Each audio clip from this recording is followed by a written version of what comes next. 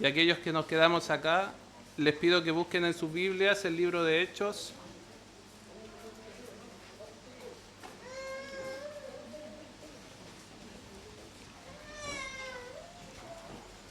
Libro de Hechos, leeremos el capítulo 2, del versículo 42 al versículo 47.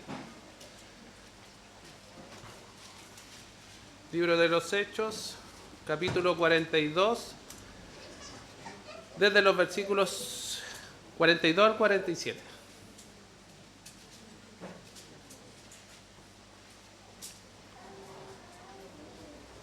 Amén. Y perseveraban en la doctrina de los apóstoles, en la comunión unos con otros, en el partimiento del pan y en la oración. Y sobrevino temor a toda persona, y muchas maravillas y señales eran hechas por los apóstoles.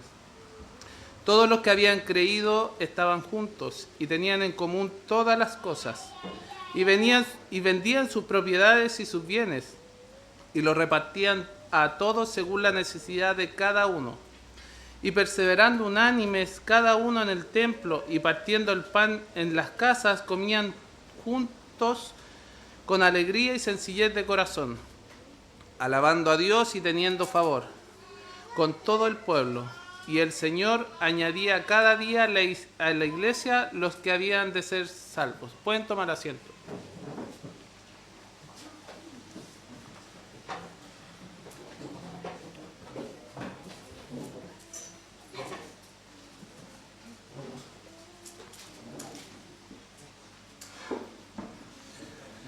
Antes de comenzar el sermón del día de hoy, le damos las invitaciones que tenemos como iglesia. El día miércoles a las 20 horas tenemos culto de oración. El día viernes a las 20 horas tenemos estudio bíblico. Y el día domingo, guardando el día del Señor, el cual parte a las 11 de la mañana y termina con un culto evangelístico a las 19 horas. Ya yendo a contexto de lo que nos lleva el sermón del día de hoy, es muy necesario y es muy importante que entendamos los capítulos anteriores al que acabamos de leer. No podemos entender estos pasajes o no podemos irnos o sumergirnos en estos pasajes sin entender cuál era el contexto en el que estaban los discípulos de Cristo. Este libro comienza contando la veracidad de la resurrección y el autor de este libro nos dice que lo vieron y estuvieron con él muchas personas. De alguna manera empieza dándole certeza y veracidad a que el Cristo había resucitado. Y dice que les hablaba del reino de Dios durante muchos días, 40 días. Y Jesús, estando con sus discípulos, les dice que no se vayan de Jerusalén. Les está explicando, les está enseñando sobre lo que viene, pero también les está dando una misión que es que no se vayan de Jerusalén, que se mantengan en ese lugar. Y viene la primera promesa en que dice, una promesa muy grande vendrá a ustedes. Entonces ustedes lo que tienen que hacer es permanecer en este lugar. Los discípulos claramente dentro de su carnalidad se ponen un poco ansiosos y le empiezan a preguntar, pero ¿es sobre la restauración de Israel? ¿Qué es lo que es? A lo que Cristo responde, no tienen por qué saber de los tiempos ni las razones, pero sí lo que deben saber es que lo que van a recibir tiene un poder extraordinario. Desde un poco tiempo más ustedes recibirán de manera extraordinaria al Espíritu Santo. Y no solamente ustedes, sino que también será derramado en todas las partes del mundo. Será derramado en cada rincón de este mundo el Espíritu Santo y será algo extraordinario. Luego de decir todas estas cosas, vemos que Jesús asciende, ¿cierto?, a los cielos. Y los discípulos vuelven a Jerusalén, siendo obedientes con lo que Jesús les había dicho, que se guardaran en ese lugar. Y entre todos los que estaban ahí, en ese lugar, se levanta Pedro y dice, tenemos que reemplazar a Judas. Y es en ese contexto en que, bajo una elección, ellos eligen a Matías como un nuevo discípulo. Luego de eso viene el cumplimiento de esta gran promesa que Jesús les había dado en una fiesta judía, en el día de Pentecostés. Y dice que vienen vientos fuertes y comenzaron a hablar en distintos idiomas, según la gente que estaba en ese lugar. ¿Y eso qué es lo que provocó? Provocó gran desorden porque no entendían qué es lo que pasaba. Muchos decían, ¿estos no son galileos? ¿Por qué hablan en nuestras lenguas natales? Sabiendo que habían de muchos pueblos, habían de muchos lugares en ese lugar. ¿Por qué? Porque estaban celebrando una fiesta. ¿Por qué ellos hablan nuestro idioma si ellos son galileos? Y es en ese contexto y en esa escena donde encontramos a los discípulos hablando en idiomas que ellos no conocían, pero que los demás los podían entender, en que se levanta Pedro. En ese momento, líder de los discípulos, y empieza a alzar su voz y comienza a predicar el Evangelio. Ustedes mataron al creador de la vida. Ustedes fueron los que asesinaron al Cristo. Pero tranquilos. Al Cristo que ustedes mataron, Dios lo ha resucitado. Y nosotros, todos los que estamos aquí, en los cuales ustedes están viendo, tienen evidencia, todos nosotros somos testigos de ello, de que el Cristo había resucitado. Al oír esta predicación, muchos de los que estaban en ese lugar le preguntaron a Pedro, acongojados, ¿y ahora qué hacemos? Ellos no entendían el Evangelio.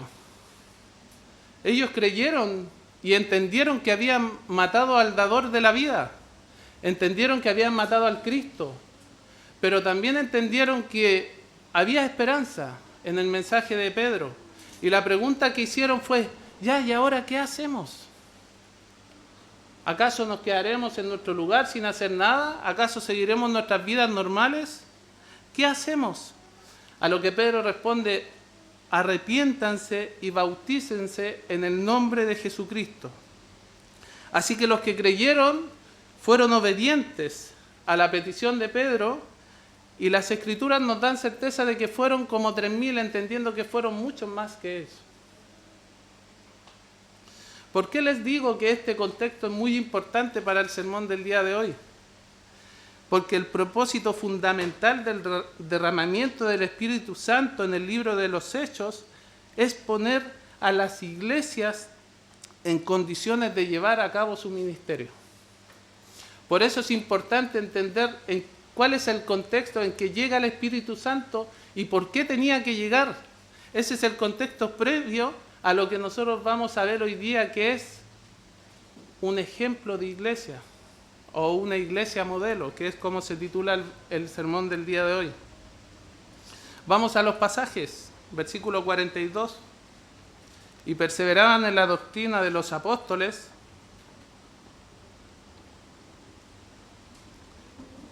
en la comunión unos con otros, en el partimiento del pan y en las oraciones.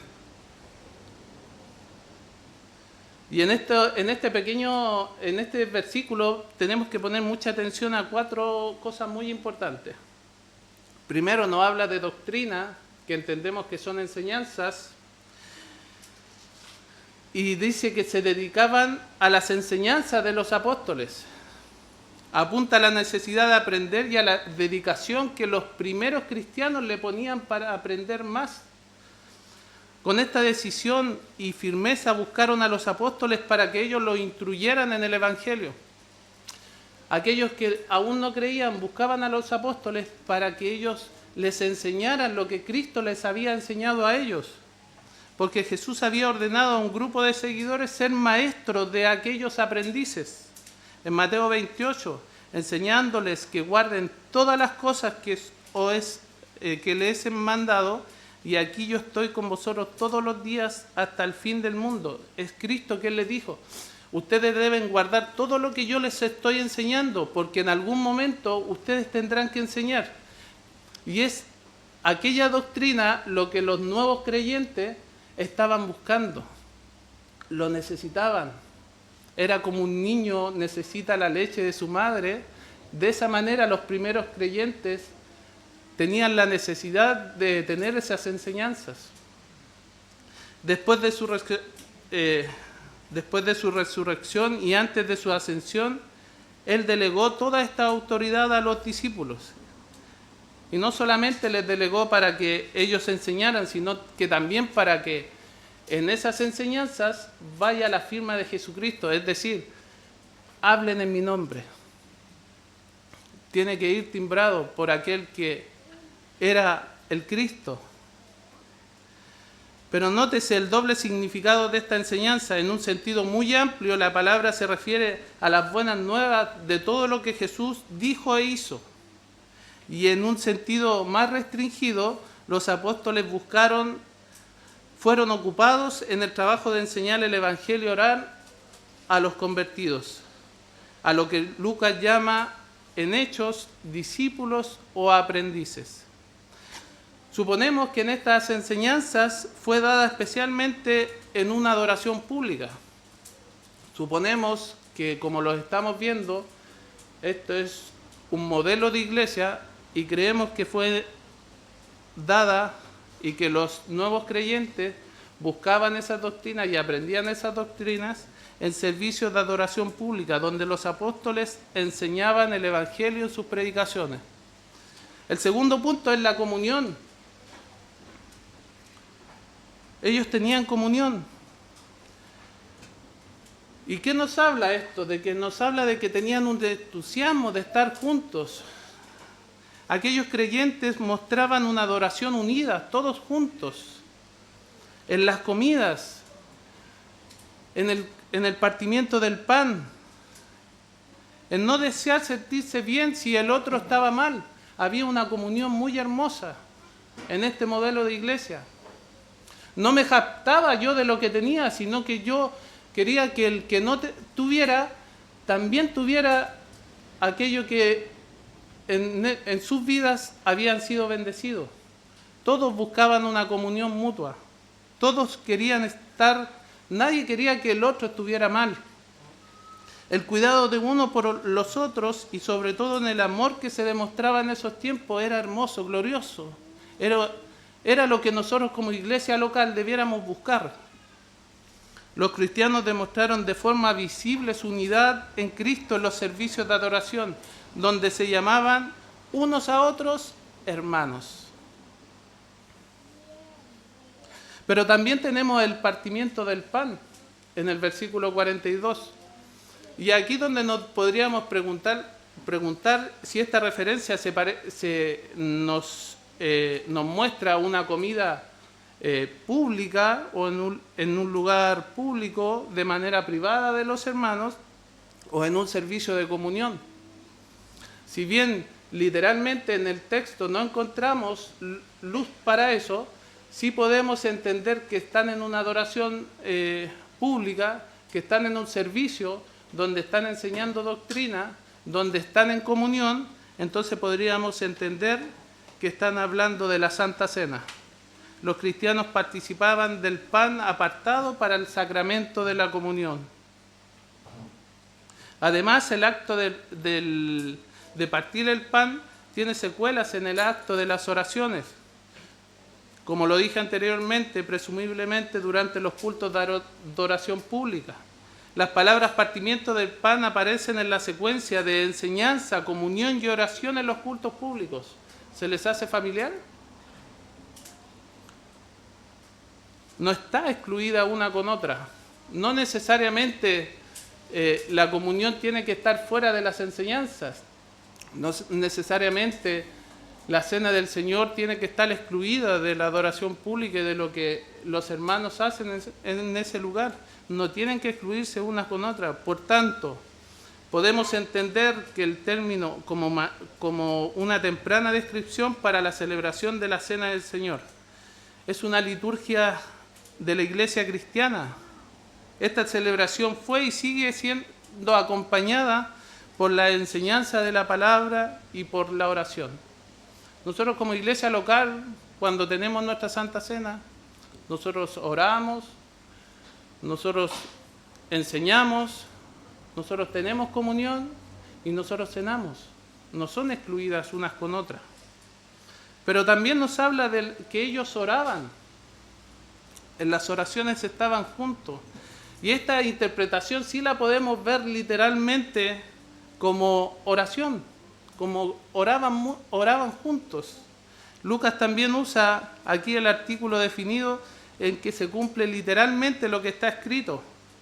En resumen, en el versículo 42, los 4 elementos que se mencionan en este versículo aparecen directamente relacionados con la adoración pública. Entonces el versículo número 42 lo podemos ver como espejo para las iglesias en estos tiempos. ¿Por qué? Porque es la iglesia modelo en la que nosotros podemos mirar y decir, debemos seguir esos ejemplos. Tenemos las enseñanzas apostólicas, que era la doctrina que dejaron los apóstoles. Se recuerda que se lo expliqué anteriormente, que los apóstoles no enseñaban lo que a ellos se les ocurría, sino que enseñaban lo que Cristo les había enseñado. Es por eso que Cristo les decía, cuando enseñen en mi nombre. Son las enseñanzas apostólicas que Cristo dejó a ellos para que ellos enseñaran a su iglesia. Tenemos la comunión unos con otros. Tenemos la celebración de la Santa Cena y tenemos las oraciones en comunión de los hermanos. El versículo 43 dice, y sobrevino temor a toda persona y muchas maravillas y señales eran hechas por los apóstoles. El temor que habla este versículo es un temor reverencial lleno de los corazones de aquellos creyentes, porque experimentaban una cercanía con Dios gloriosa.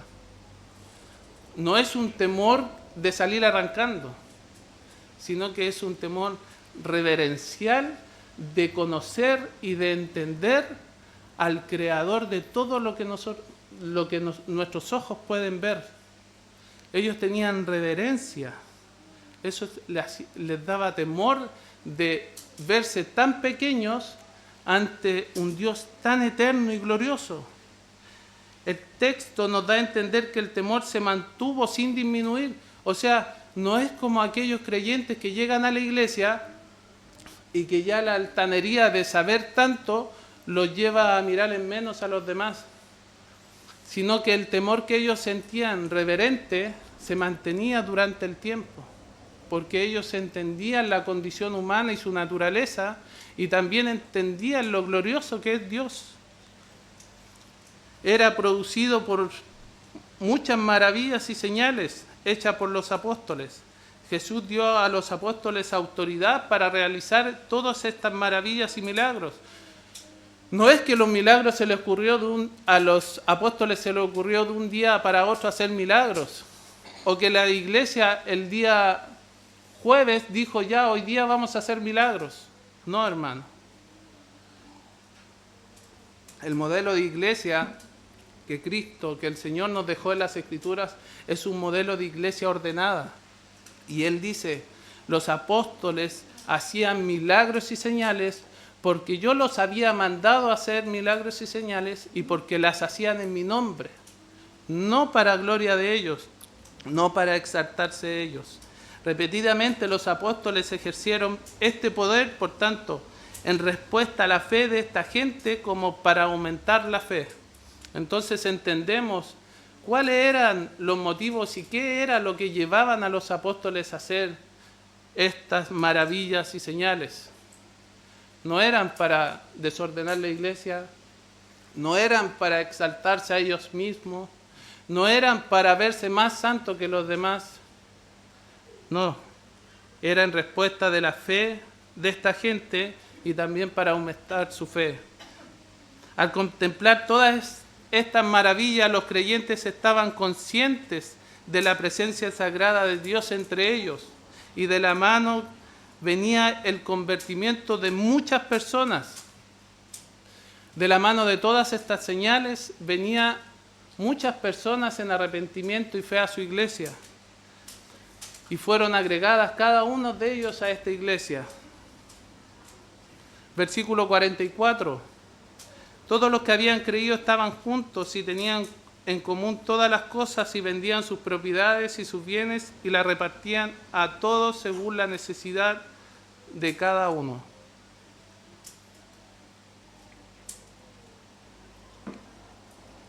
Esta es la primera vez que en el libro de los Hechos el autor llama a los miembros de la iglesia a los creyentes. Y en 1 Corintios 12 dice, porque así como el cuerpo es uno y tiene muchos miembros, pero todos los miembros del cuerpo, siendo muchos, son uno solo. Así también Cristo, porque por un solo espíritu fuimos todos bautizados en un cuerpo, sean judíos o griegos, sean esclavos o libres, y a todos se nos dio a beber de un mismo espíritu. Debido a la falta de un término definido para llamar a aquellos que estaban en esa iglesia, por ejemplo, a nosotros nos llaman cristianos, podemos ver que es la primera vez que le llama miembro. Y también a modo de entender las definiciones de aquellos que se congregan en las iglesias locales, nos vamos al mismo libro de Hechos, pero al capítulo 11, donde Saulo y Bernabé estaban juntos y dice, se congregaron allí todo un año con la iglesia y enseñaron a mucha gente, y a los discípulos se les llamó cristianos por primera vez en Antioquía. Entonces entendemos que posterior a la primera, a lo que estamos viendo en los versículos que estamos exhortando el día de hoy, en el capítulo número 11, se le llama por primera vez cristianos a aquellos que se congregan y que siguen estas enseñanzas apostólicas. Luego dice, todos los que habían creído, o sea, en esta iglesia, todos los que pertenecían y los que asistían eran personas que veían a Jesús como el único mediador y salvador para sus almas. Los incrédulos rechazaban a Jesús, por ende estaban fuera de esa iglesia. En esta iglesia los incrédulos no iban a calmar sus conciencias y no tenían parte con la comunión cristiana, sino que la fe en Jesús era el requisito principal para pertenecer a la iglesia cristiana. Solo la gente que cree en Él puede compartir en la iglesia, que se hace visible en la adoración y en la vida en comunidad. Esto es muy importante porque las iglesias de estos tiempos, hermanos, hacen partícipe a gente que aún no cree en Cristo como su único Salvador. No cree en las enseñanzas apostólicas, sino que pone sus ideales por delante de ellas. Las Escrituras nos muestran que aquellos, en esos tiempos, cuando estaba la iglesia modelo y todos tenían gran comunión, ellos no estaban en ese lugar, porque no creían en aquel que guiaba a esa iglesia. Luego dice, tenían en común todas las cosas. Cuando los israelitas viajaron y fueron sacados de Egipto, Dios los proveyó todo su trayecto. Y en ese lugar todos tenían lo mismo. Dios proveía para todos por igual. Dios proveía el maná y todos comían, porque Él les decía cómo debían comer y todos tenían una porción necesaria para estar bien, sus familias. Todos tenían en común todas las cosas. Todos estaban en un mismo nivel económico, porque habían sido sacados de la esclavitud y en el trayecto, en el desierto, todos tenían lo mismo. Nadie tenía más cosas, nadie tenía más comodidades que otro. Ni uno era más rico, ni uno era más pobre. Cuando llegaron a la tierra prometida, cada uno recibió su herencia. Con el correr del tiempo, empezaron a observar y a experimentar ciertas riquezas, algunas familias, y algunos otros empezaron a experimentar pobreza. Esta diferencia se hizo más y más evidente con el pasar de los años, porque el pueblo judío, cuando vemos el contexto y vemos que Dios hizo grandes maravillas con ellos, abrió el mar, les daba alimento, los guiaba, pero ellos se apartaron del Dios que los libró de la esclavitud. Esa es la diferencia en los primeros, cuando compartían todas sus cosas y todos lo tenían en común, a lo que pasó después. Esta diferencia se hizo más y más evidente con el paso de los siglos, porque el pueblo judío rechazaba los mandatos de Dios de cuidar a los pobres y ser generosos entre ellos. Más adelante lo vemos en el joven rico cuando dijo: yo cumplo todos los mandamientos, yo soy prácticamente perfecto y yo quiero seguir contigo, Jesús, quiero ser tu discípulo.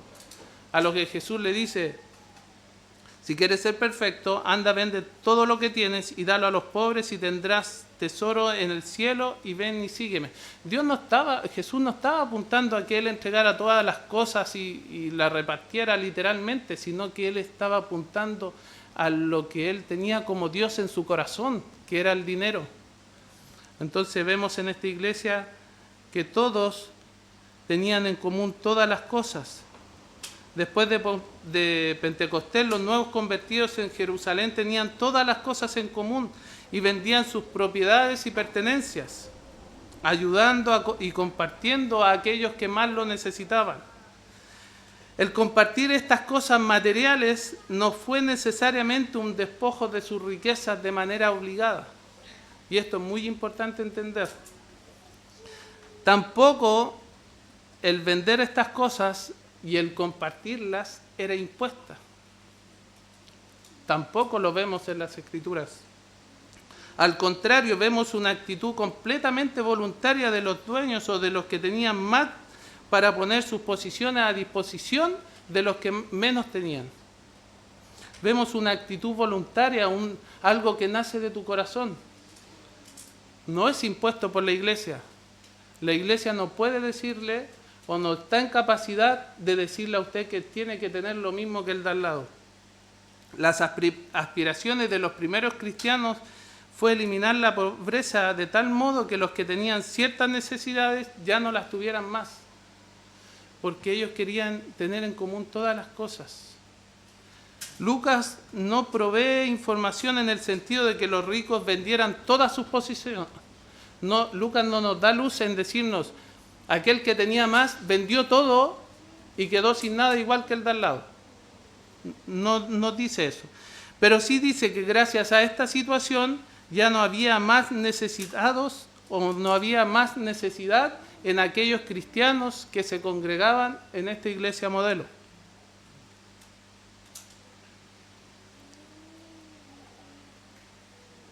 Dos capítulos después, en el libro de los Hechos, dice, en el capítulo 4, dice: así que no había entre ellos ningún necesitado, porque todos los que poseían heredades o casas las vendían y traían el precio de lo vendido, y lo ponían a los pies de los apóstoles y se repartían a cada uno según la necesidad de cada uno de ellos.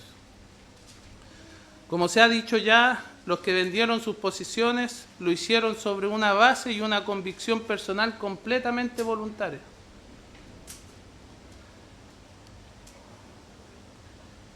Versículos 46 y 47.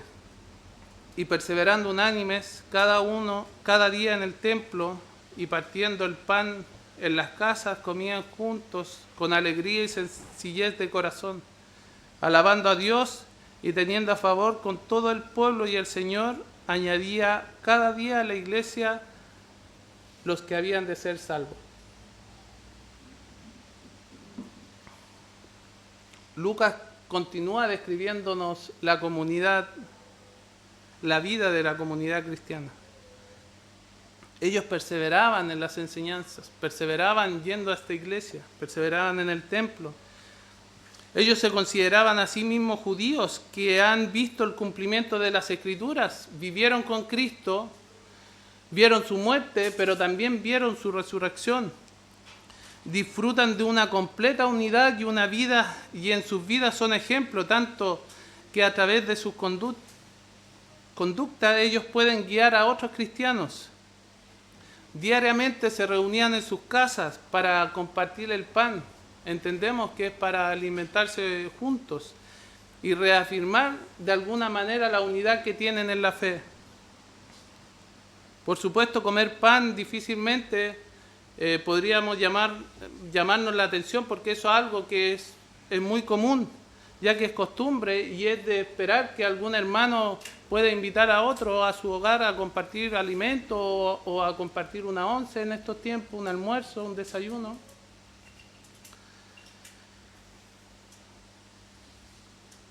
Por supuesto, comer pan en las casas era algo que ellos veían como parte de la comunión. Ellos no veían la comunión de los cristianos solamente en las horas que dura el servicio público o el servicio en la iglesia, sino que también ellos lo observaban un poco más allá y compartían sus cosas en sus hogares, invitando siempre a los más desvalidos, a los más necesitados o a aquellos que necesitan alguna palabra de exhortación. También debemos ver como ejemplo ese modelo de iglesia. Y nos dice que comían juntos con alegría y sencillez de corazón, sinceridad en sus corazones. Comían juntos con una conexión con los cultos de la iglesia y con el propósito de fomentar la expresión del amor fraternal. En Jerusalén los creyentes disfrutaban estas comidas cada día. Y aquí tenemos que hacer la distinción de la cena del Señor con lo que ellos comían en sus hogares. Lucas enfatiza la unidad, la armonía, el gozo, la sinceridad de estos creyentes. Estos elementos son frutos del Espíritu Santo. Son frutos de lo que Cristo les había dicho como la gran promesa que ellos tenían que recibir para que empezara esta iglesia modelo. Quien está actuando es Cristo y el Espíritu Santo en sus corazones y en la vida de estos primeros creyentes.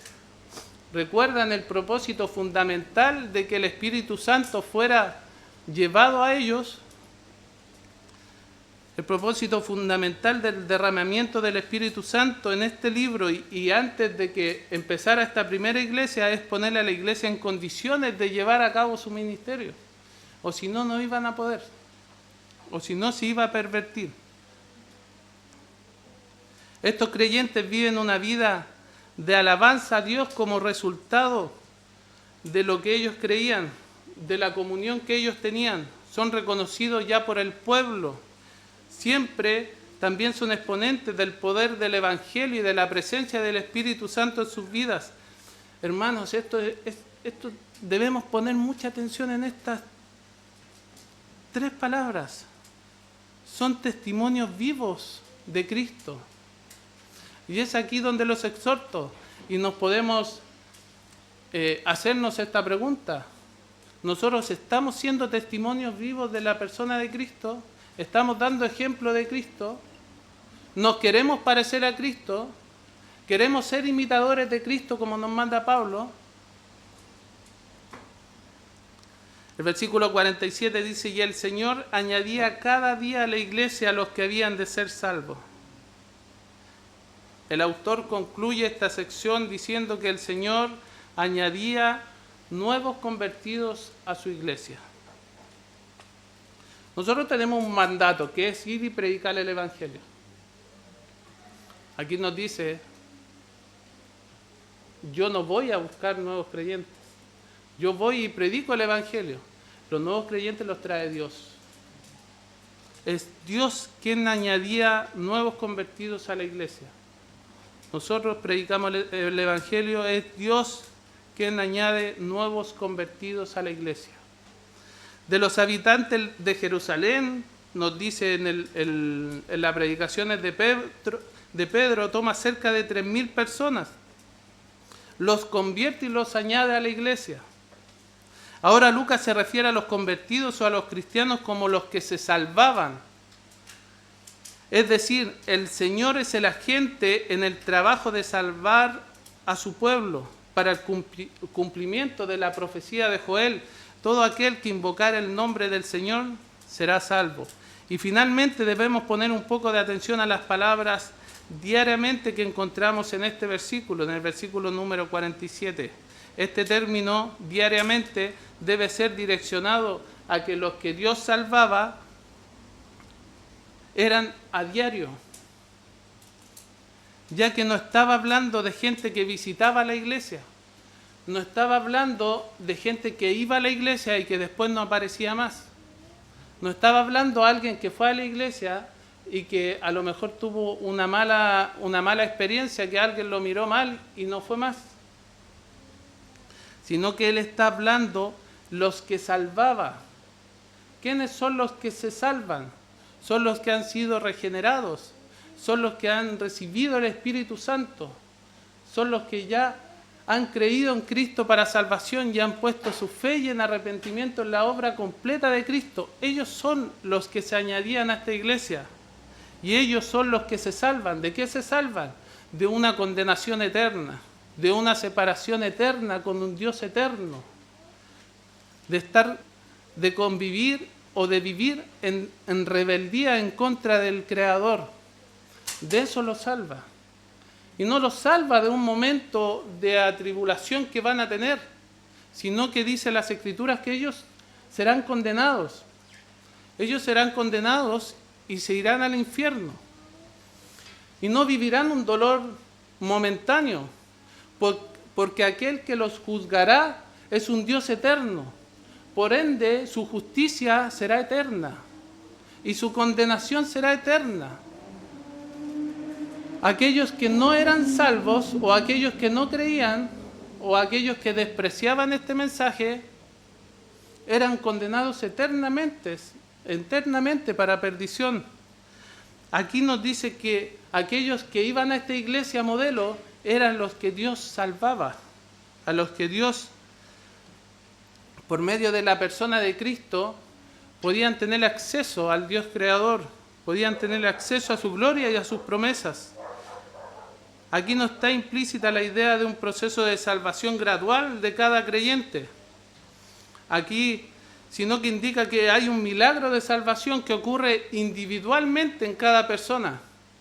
Aquí no nos está hablando de que hay un llamamiento, de que hay una regeneración, una conversión, una santificación. No, aquí nos está diciendo que son salvos y que Dios ha obrado en ellos. Y sabemos que Dios al que salva no lo suelta más, porque su llamamiento es eficaz. Tal cual hoy día el Señor continúa añadiendo a su iglesia y llamando a personas para salvación. Este es el modelo de iglesia que nosotros debemos seguir. Y las promesas que Dios ha puesto en este modelo de iglesia también es una promesa para las iglesias que hoy día estamos. También es una promesa para esta iglesia local, en que Dios va a ir añadiendo gente mediante la predicación del Evangelio. Es por eso la importancia de la predicación de las iglesias locales, de que podamos ir y compartir el Evangelio de salvación. Y es Él quien va a ir añadiendo a aquellos que sean salvos a estas iglesias. Desde la primera iglesia hasta ahora, las iglesias cristianas tienen que emplear todos estos ejemplos que vemos en este modelo de la primera iglesia. La iglesia nos enseña que debemos seguir la doctrina apostólica, los sacramentos, los 10 mandamientos, la cena del Señor, debemos orar, debemos tener oración en comunión y también nos enseña, y esto es muy importante porque cada vez que pasan los años más se pierden en las iglesias, debemos cuidarnos mutuamente. Debemos tener comunión, pero también debemos cuidarnos mutuamente. Debemos estar juntos. Todas estas enseñanzas respaldan la recomendación de Pedro cuando dice: estén siempre preparados para responder todo lo que se les pida, razón de la esperanza que ustedes tienen, pero háganlo con dulzura y con respeto. podemos ya ver qué es, después de entender los versículos, podemos ya entender y exhortar el modelo de iglesia que debemos seguir. Debemos cuidar a los hermanos más necesitados, debemos ser obedientes a Cristo, debemos ser estudiosos de las enseñanzas, es muy importante, debemos ser estudiosos de las Escrituras,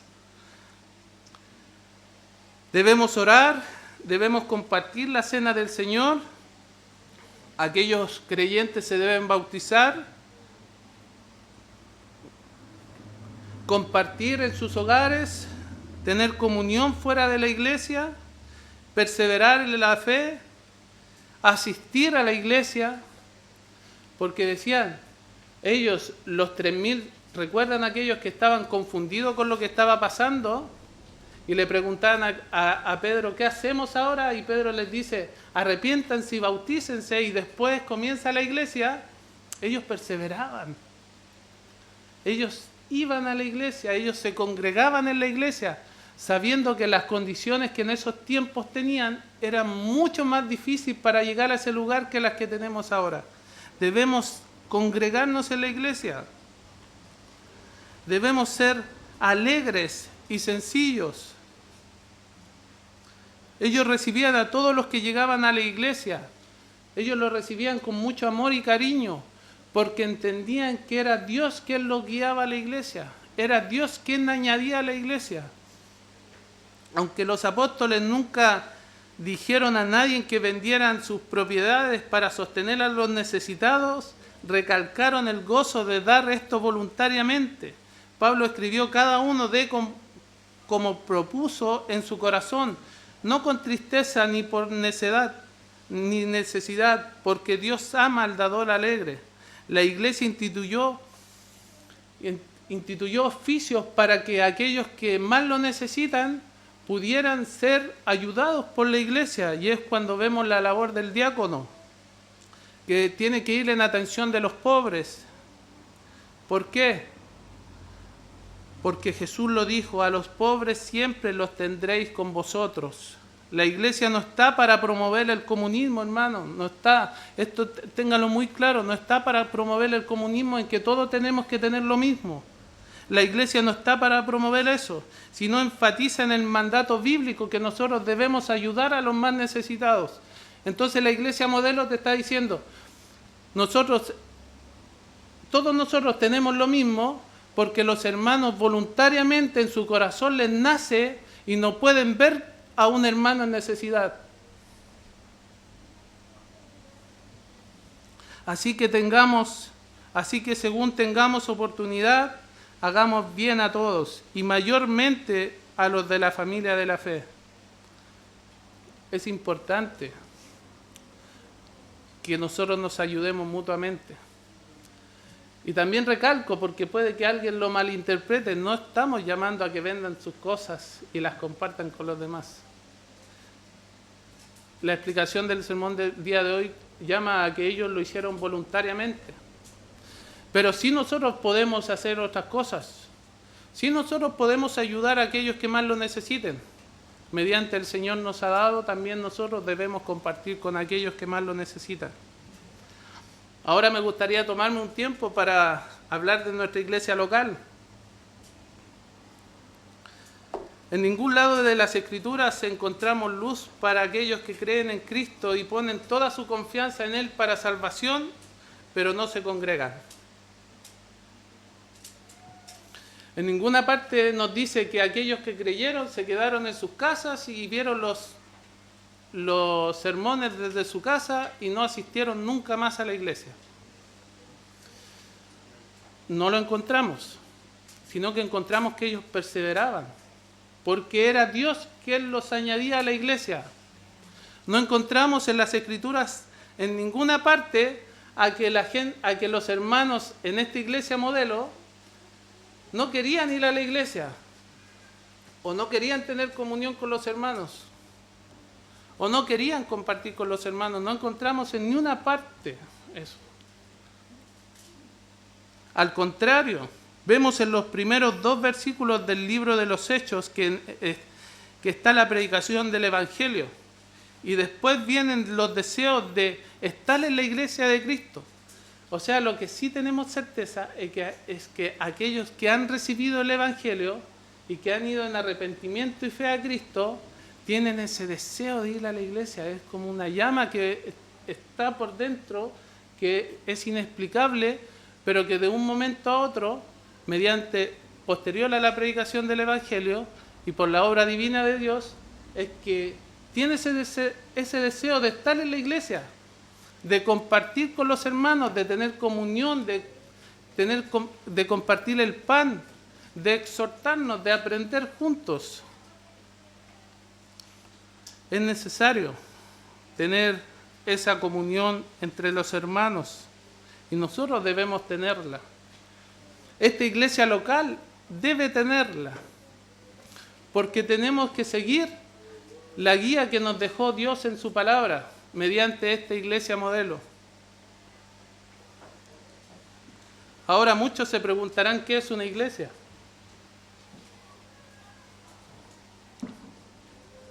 ¿O para qué sirve una iglesia? Porque muchos, yo creo que en su creatividad están diciendo, es que yo me quedo en mi casa, pero hago mi propia iglesia donde me congrego yo solo. Y donde tengo comunión conmigo mismo, y donde como pan conmigo mismo, y donde comparto conmigo mismo. Yo sé que muchos pensarán eso. Para entender adecuadamente este concepto debemos dejar en claro que este edificio no es la iglesia. Es muy importante esto. Este edificio es una construcción de material sólido donde la iglesia se congrega. Porque si en este mismo momento nosotros todos nos vamos, esto es un edificio vacío. No es una iglesia. La iglesia son aquellos que se congregan, los hermanos, nosotros, nuestra comunión. Esto es iglesia. Es solo un terreno de construcción esto, pero cuando estamos nosotros acá, esto es iglesia. Nosotros, los hermanos, comunión, enseñanza, compartir, amarnos, ser sencillos. Una iglesia de Cristo conforme a la institución del Evangelio es una congregación de cristianos piadosos quienes como asamblea declarada, siendo bautizados primeramente por su profesión de fe, por acuerdo y consentimiento mutuo, se entregan al Señor y mutuamente conforme a la voluntad de Dios y se reúnen diariamente en un mismo lugar para el culto público y la adoración a Dios, entre quienes la palabra de Dios y los sacramentos son debidamente administrados conforme a la institución de Dios. Tengo que reconocer que estas palabras las saqué de Benjamin Kitch, bautista del siglo XVI aproximadamente. Pero también tengo una exhortación propia. No podía solo robar estas palabras.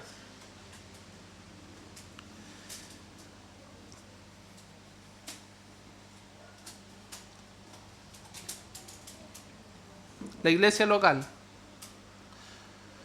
Congregación de cristianos piadosos que se reúnen juntos para un culto público, gobernados por ancianos para entregar fielmente la palabra de Dios mediante la predicación del Evangelio. Miembros sujetos a la autoridad de Dios, miembros sujetos a las autoridades que Dios ha llamado a nuestro pastor, unidos en una misma fe, llamado para buenas obras por el Espíritu Santo, y con el cumplimiento de decir que Jesucristo los ha acogido y apartado para convertirla en su amada esposa,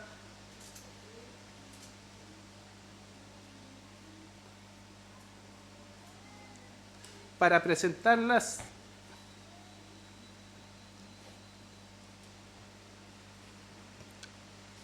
sin manchas ante la justicia y santidad de Dios Padre. Eso es la iglesia. Esa es la iglesia local. Dios ha llamado a autoridades en la iglesia local, ha llamado a oficiales en la iglesia local. La palabra es el fundamento de la iglesia, pero también ha llamado a pastores para que guíen a sus iglesias. Nos ha llamado a congregarnos, nos ha llamado a tener comunión. Pero también las iglesias tienen que tener distinciones para ser una iglesia. Primero, la iglesia debe ser una comunión santa. Han sido santificados por la sangre de Cristo. Dios Padre nos santifica por medio de su Hijo. Y el propósito de los hermanos que se reúnen es crecer en unidad y fe, en unidad y santidad. La iglesia es la comunión unificada de Dios. Jesús en Mateo dice: edificaré mi iglesia y las puertas del Hades no prevalecerán. Aquí se refiere a que las personas que Él mismo edifica y que Él salva, que Él une, ¿saben por qué? Porque es el Señor que las añadía cada día a las iglesias locales. Es por gracia de Dios que estamos aquí. Es por su misericordia que hoy estamos en esta iglesia, en este sermón, alabando y glorificando al Rey de Reyes. También la iglesia es portadora de la verdad y creemos en eso. Creemos en las Escrituras como única fuente de autoridad. La columna y sostén de la verdad es la iglesia. Y esta es la verdad que la sostiene. La iglesia está edificada por los fundamentos de las Escrituras, está gobernada por Cristo y también está santificada por la verdad. Debemos predicar el Evangelio puro, porque entendemos que el Evangelio puro es la verdad y es el medio que Dios ocupa para que aquellos que aún no han creído vayan siendo añadidos a la iglesia. Tenemos que llevar el Evangelio porque la fe viene por el oír y el oír viene por medio de la palabra de Dios. Es muy importante que Dios nunca ha dicho: yo te salvaré y no te congregues más. Dios nunca ha dicho: yo te salvaré, pero quédate en tu casa. Dios nunca dijo: yo salvaré tu alma, pero no es necesario que tengas comunión.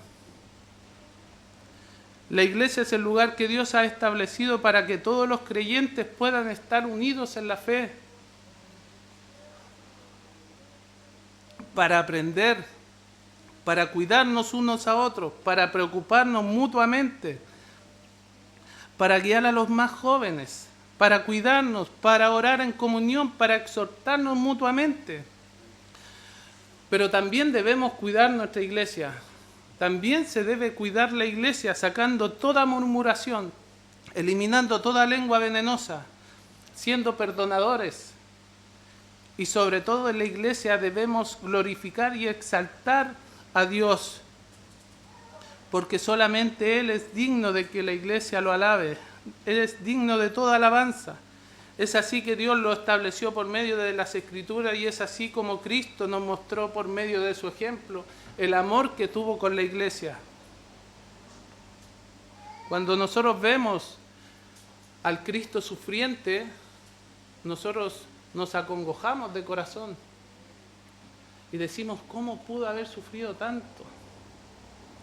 Cuando nosotros nos preguntamos por qué, es porque tuvo un gran amor. Tuvo un gran amor para hacer eso. Un amor inexplicable. Dice: porque de tal manera amó Cristo a su iglesia que dio la vida por ella. Ahora nosotros tenemos que preguntarnos si Cristo dio la vida por la iglesia, por aquellos que se congregan y que son añadidos día a día por Dios, ¿cómo nosotros no la vamos a amar? Debemos cuidarla. Debemos cuidar a la iglesia. Y cuando digo a la iglesia, no venga a pintar la iglesia, sino que a los hermanos. cuidémonos, amémonos, estemos unidos en la fe. Amén. Vamos a orar.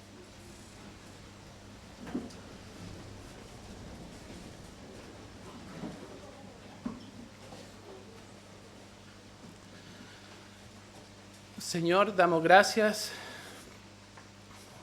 primeramente por su palabra, pero también, Señor, porque usted nos da luz de cómo debemos ser como iglesia, de cómo debemos comportarnos, cómo debemos amarnos mutuamente, Señor, poniendo como ejemplo el glorioso amor que usted dio para su iglesia, para aquellos que Dios iba a ir añadiendo. Permítanos, Señor, que podamos tener entendimiento claro y podamos seguir el camino que usted ha dejado como modelo de iglesia. Le damos gracias, Señor, en el nombre de Jesús. Amén.